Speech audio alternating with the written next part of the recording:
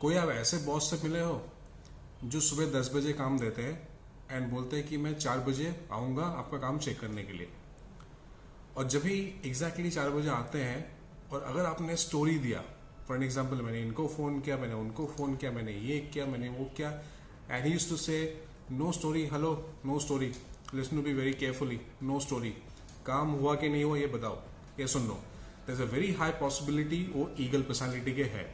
Hello and welcome to this eagle personality number 1। दुनिया में खाली 4 तरह का पर्सनालिटी होता है। Number 1 eagle, number 2 peacock, number 3 dove and number 4 owl.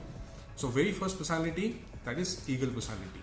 Welcome to the eagle personality. तो ईगल पर्सनालिटी में जो ईगल बर्ड है, national bird of US, same personality जो ईगल बर्ड के होते हैं एग्जैक्टली सेम ईगल पर्सनालिटी के लोगों में भी वो कैरेक्टरिस्टिक्स देखा जाता है।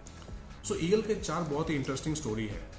नंबर 1 स्टोरी ऑफ ईगल, जब भी बेबी ईगल पैदा होते हैं, बेबी ईगल को बोलते हैं ईगलेट, तो जैसे पैदा होते हैं जानबूझ के जो मम्मी ईगल होती है वो नेस्ट है, जो घोंसला है वो छोटा बनाती है जानबूझ के, और बहुत ही डर्टी करके रखते हैं ताकि उनको बहुत ही अनकंफर्टेबल फील हो।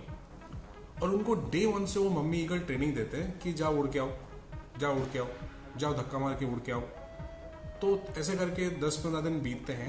वापस जब भी आते हैं और थोड़ा साइज में बड़े हो जाते हैं और भी अनकंफर्टेबल और भी डर्टी सा लगता है। तो लाइक वाइज उनको डे 1 से मम्मी ईगल इंडिपेंडेंट बनने का ट्रेनिंग देते हैं। What does it mean? तो ईगल पर्सनालिटी के जितने भी लोग हैं वो इंडिपेंडेंट होते हैं। Point number 1, eagle flies the highest, वो बादल के ऊपर भी उड़ते हैं। इसका मतलब क्या है?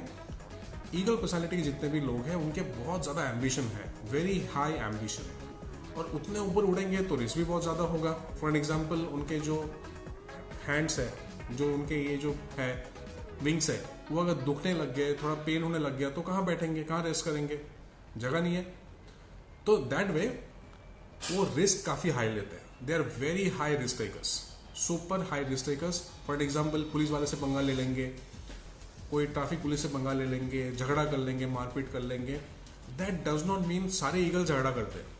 ओके, उनको आप छेड़ोगे नहीं तो कुछ नहीं करेंगे, बट अगर आप छेड़ दिया, उनसे पंगा ले लिया आपने, फिर आपको भी आड़े हाथ तो ले लेंगे, आपको भी बहुत तकलीफ दे सकते हैं। सो ईगल पर्सनालिटी के लोगों से आपको डायरेक्ट पर्सनल अटैक बिल्कुल नहीं करना है। Okay, I will give you lot of examples of eagle. Let us go to the second story. जब ये थंडरस्टॉर्म होता है, it's a very panic situation for all the birds. तो सारे बर्ड्स अपने घोंसला ढूंढते रहते हैं, शेल्टर ढूंढते रहते हैं कि कहाँ पे छुपूं, कहाँ पे रुक जाऊं। But eagle is the only bird जो कि बादल को चीर के उसके ऊपर उड़ते हैं। देखो सारे थंडरस्टॉर्म, सारे प्रॉब्लम्स तो बादल के नीचे ही होते हैं, लाइटनिंग, थंडरस्टॉर्म, तो उसके ऊपर उड़ते हैं। इसका मतलब क्या है? They like taking challenges. तो कोई भी प्रॉब्लम है, वो प्रॉब्लम से घबराते नहीं है, वो उसको अटैक करते हैं, वो सोल्यूशन के बारे में सोचते हैं। गो गेटर टाइप एटीट्यूड होता है कि कुछ भी बड़ा प्रॉब्लम आने दो, I will attack, they don't defend. अगर आप कोई भी टाइगर को या लायन को आप बंदूक दिखाओगे, गन दिखाओगे, तो भागेगा नहीं, आपको आ जाएगा, आपके पास आ जाएगा, अटैक कर देगा। सिमिलरली ईगल पर्सनालिटी के लोग भी वही होते हैं, वो जो प्रॉब्लम से, एडवर्सिटी से, टेंशन से, उससे घबराते नहीं है, अटैक कर देते हैं। देखते हैं, देखा जाएगा, मैं कर लूंगा, ये एटीट्यूड होता है by default. That is why they are the go getter. Okay, story number 3, there is crow like bird called raven, RAVEN। यहाँ पे फोटो में आप देख सकते हैं।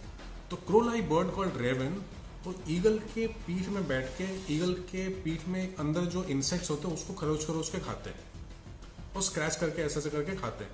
तो ईगल को बहुत इरिटेशन होता है। Eagle size is very big. अगर आपने देखा होगा, एक fully grown eagle is around about 3 feet, बहुत बड़े होते हैं साइज में। और ऐसे विंग्स अगर फैला दिया, वो माउंटेन गोट को, फिर रैबिट को, फिर आपके कोई भी बच्चे को उठा के लेके जाते हैं। एक भी वीडियो आपको वायरल हुआ है, I will just have a look at this.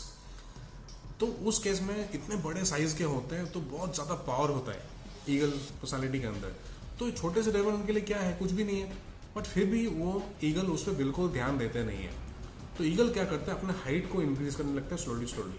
तो जैसे हाइट इंक्रीज होता है, automatically there is lack of oxygen उतना हाइट पे, तो रेवन ऑटोमेटिकली हट जाता है। इसका मतलब क्या है? ईगल पर्सनालिटी के लोग अपने जो डिसीजन है, अपने जो टारगेट है, गोल है, बिल्कुल डायरेक्टेड होते हैं, टारगेट ओरिएंटेड होते हैं। वो बिल्कुल डिस्ट्रैक्ट होते नहीं है।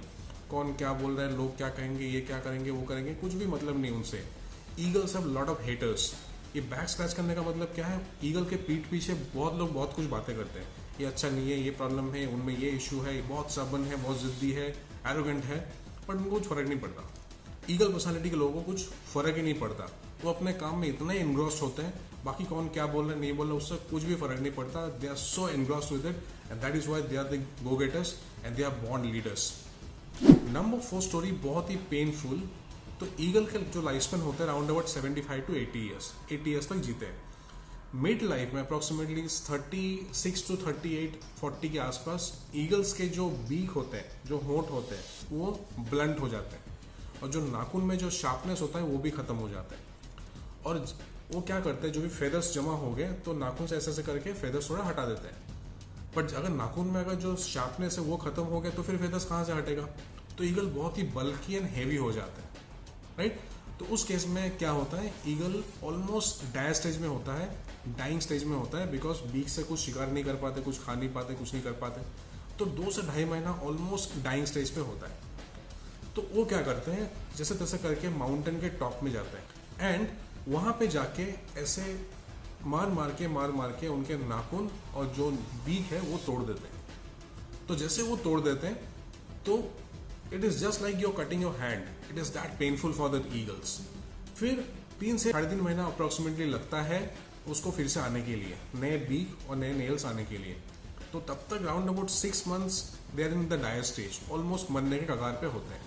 बट जैसे नया बीक आ गए, जैसे नए होंठ आ गए, नेल्स आ गए, again they are back to number 1। तो ऐसे ऐसे करके फेदर्स को हटा के again they are back to number 1, they get their own kingdom and leadership. So they are born leaders, they are very aggressive. Aggression उनका स्ट्रेंथ भी है, वीकनेस भी है। तो जब भी शिकार कर पाते हैं तभी एग्रेशन उनका स्ट्रेंथ बन जाता है, जब भी शिकार कर नहीं पाते तो एग्रेशन उनका नेगेटिव पॉइंट बन जाता है। So eagle personality is very very important, deadly dangerous in good terms. सारे ईगल बुरे नहीं होते, there are good eagles, there are bad eagles. Good eagles हमारे आदरणीय प्रधानमंत्री जी, मोदी जी, ईगल पर्सनैलिटी के है ममता बनर्जी, ईगल पर्सनैलिटी के है शाहरुख खान, ईगल पर्सनैलिटी के है सलमान खान, ईगल पर्सनैलिटी के है Virat Kohli, Sourav Ganguly, all are great eagles. Negative eagles, आपने कुछ गुंडे माफिया देखा है, हर बात पे मारपीट करने लग जाते हैं, गाड़ी में से उतर के मारपीट करने ऐसे ऐसे करने लग जाते हैं, दीज आर नेगेटिव ईगल्स। सो हर एक पर्सनैलिटी में नेगेटिव पॉजिटिव दोनों है। ईगल पर्सनैलिटी आपके लाइफ में होना बहुत ही ज़रूरी है, क्योंकि आपके कोई भी अगर लेट से बहुत ही लेजी है, कोई थोड़े से ढीले हैं, तो उनको खींच के ऊपर लेके जाने के लिए ईगल पर्सनैलिटी का लाइफ में हर किसी का एक ईगल दोस्त, ईगल मेंटर होना ही चाहिए। तो कि आपको एक नेक्स्ट लेवल पे लेके जाएंगे, आपको शांति से तो बैठने तो नहीं देंगे, आपको काम करवा के लेंगे। इधर आप उनके दोस्त रहोगे या नहीं रहोगे, अगर दोस्त रहोगे तो आपको आपके प्रोफेशनली काफ़ी ग्रो कर जाओगे, और अगर आप नहीं रहना चाहते तो फिर आपका लाइफ में कुछ नहीं हो सकता। तो eagle are the born leaders, leadership उनके ब्लड में है, उनको पता है कैसे काम निकलवाना है। So they are actually transform कर देते हैं लोगों को, शिफ्ट कर देते हैं। That is what it is all about eagle personality. I'll see you in the next video, which is exactly opposite dove personality. Till then, bye bye, see you.